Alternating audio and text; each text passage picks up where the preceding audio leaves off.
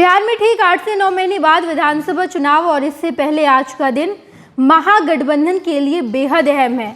आज India block के सबसे बड़े नेता राहुल गांधी बिहार आ रहे हैं, जिसको लेकर महागठबंधन में खूब खटपट चल रही है। आज का कार्यक्रम कई दिन पहले से ही निर्धारित कर दिया गया था। कांग्रेस खूब तैयारी कर रही है। जब आज राहुल गांधी पटना आएंगे तो सबसे पहले बापू सभागार जाएंगे, वहाँ वो कार्यक्रम को संबोधित करेंगे। संविधान संरक्षण कार्यक्रम है और उसके बाद राहुल गांधी सीधे सदाकत आश्रम जाएंगे।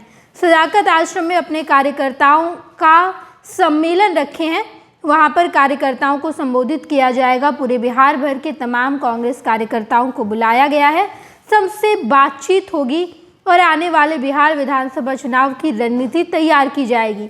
लेकिन इन सब के बीच बड़ी बात यह है कि जहां एक तरफ आज कांग्रेस के बड़े नेता बिहार आ रहे हैं, इंडिया ब्लॉक के सबसे बड़े नेता बिहार आ रहे हैं, तो वहीं महागठबंधन में शामिल सबसे बड़ी पार्टी राजद ने अपने राष्ट्रीय कार्यकारिणी की बैठक बुला ली है।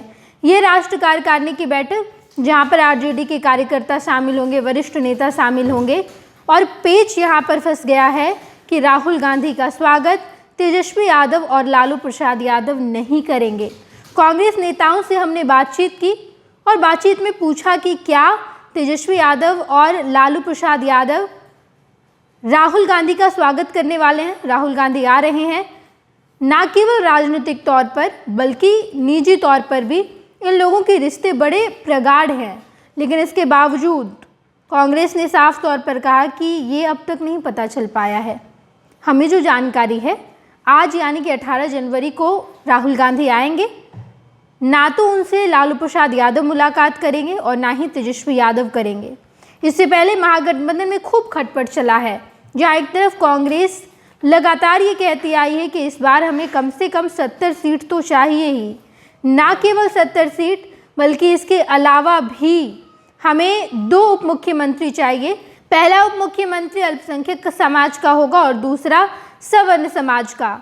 लेकिन तेजस्वी यादव ने साफ इनकार कर दिया। तेजस्वी ने कहा कि महागठबंधन में सब कुछ राजद तय करती है, तेजस्वी यादव तय करते हैं, ना कि कोई और दल। इंडिया ब्लॉक की बात करें तो इंडिया ब्लॉक खत्म हो चुका है, उसका अस्तित्व ही नहीं है, बल्कि कांग्रेस अब तक मानती आ रही है कि इंडिया ब्लॉक है। इंडिया ब्लॉक लोकसभा इलेक्शन के ठीक पहले बना था और अब तक लगातार चलता आ रहा है। लेकिन तेजस्वी यादव ने साफ तौर पर कहा कि अब इंडिया ब्लॉक नहीं रहा। तो ऐसे में कांग्रेस बड़ी पार्टी है नहीं, कांग्रेस की बात हमें माननी नहीं है। बिहार के संदर्भ में बात करें तो आरजेडी सबसे बड़ी पार्टी है, तेजस्वी यादव ही अपने चलाते हैं। तेजस्वी यादव ने साफ तौर पर कहा कि जिस तरीके से 2020 में सीटों का बंटवारा हुआ था, वैसे 2025 में नहीं होगा। ये बात कांग्रेस भी कह रही है कि जैसे 2020 में किए थे वैसे हम नहीं करेंगे 2025 में, 2024 के आधार पर करेंगे। लेकिन तेजस्वी यादव ने कहा कि 70 सीट तो आपको मिलने से रही, उससे कम सीटें ही दी जाएगी। लेकिन कांग्रेस लगातार मांग कर रही है। इसके अलावा लालू प्रसाद यादव और तेजस्वी यादव क्या सोच रहे हैं, तो दरअसल लालू प्रसाद यादव का ये मानना है कि जितना हम कांग्रेस को प्रायोरिटी पर रखेंगे, उससे अच्छा तो भाकपा माले है, उनको प्रायोरिटी पर रखा जाए। उनका जो कैडर वोट है वो काफ़ी बेहतर है, काफ़ी अच्छा है। कांग्रेस अपनी पकड़ उतनी बिहार में नहीं बना पाई है, तो कांग्रेस से ज़्यादा भाकपा माले को प्रायोरिटी पर रखा जाएगा और कांग्रेस को इस हिसाब से सीट दी जाएगी ताकि तेजस्वी यादव को इसका हानि ना हो। 2020 की बात करें तो 2020 के चुनाव के परिणाम के बाद जब महागठबंधन की समीक्षा बैठक हुई, तो समीक्षा बैठक में ये बताया गया कि हमने इतनी सीट कांग्रेस को दे दी, इतनी सीट नहीं देनी चाहिए थी। अगर हम अपने पास रख लेते तो शायद आज जीत का आंकड़ा हम पार कर लिए होते। ये तमाम बातें कही गई और अब जब चुनाव नज़दीक है तो कांग्रेस के द्वारा लगातार प्रेशर बनाने की कोशिश की जा रही है। लेकिन तेजस्वी यादव ने साफ तौर पर कह दिया कि यहाँ पर कोई प्रेशर काम नहीं करेगा और यही वजह है कि जब राहुल गांधी आ रहे हैं तो तेजस्वी यादव और लालू प्रसाद यादव ने इससे किनारा कर लिया है। लेकिन लोकसभा चुनाव के दौरान जो हुआ था वो आपको बखूबी याद होगा। लालू प्रसाद यादव अपने हाथ से मटन बनाए थे, राहुल गांधी को उन्होंने खिलाया था, रेसिपी बताई थी। लेकिन वही रिश्ते 2025 के विधानसभा चुनाव के पहले दिखाई नहीं दे रहे हैं। छोड़ दीजिए राजनीतिक तौर पर, निजी तौर पर भी नहीं दिखाई दे रहे हैं और इन सब के बीच जब आज राहुल गांधी आएंगे तो उनका स्वागत तेजस्वी यादव और लालू प्रसाद यादव नहीं करेंगे। लेकिन यहाँ पर सवाल ये भी उठता है कि क्या लालू प्रसाद यादव और तेजस्वी यादव को पता नहीं था क्या कि 18 जनवरी को राहुल गांधी आने वाले हैं, हम अपने राष्ट्रीय कार्यकारिणी की बैठक किसी और दिन रख लेते हैं। सब कुछ पता था, पहले से डेट निर्धारित था, सभी पार्टियों को बता दिया गया था कि महागठबंधन में राजद भले ही बड़ी पार्टी है लेकिन कांग्रेस राष्ट्रीय स्तर की बड़ी पार्टी है और इंडिया ब्लॉक की विपक्षी एकजुटता जो है उसके सबसे बड़े नेता आ रहे हैं। पहले से सब कुछ निर्धारित था, दिन 18 तारीख का था।